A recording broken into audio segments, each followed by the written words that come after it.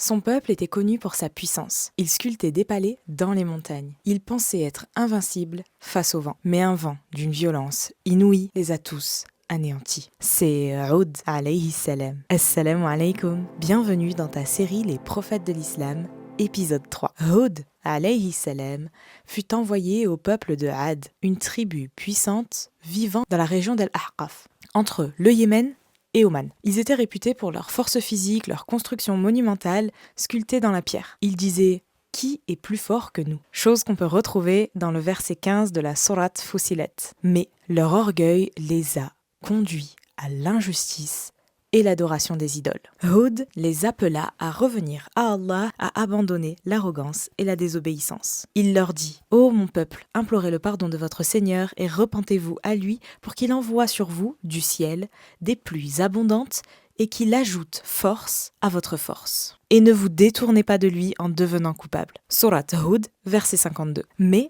ils rejetèrent son message, accusant Hud d'être un simple fou.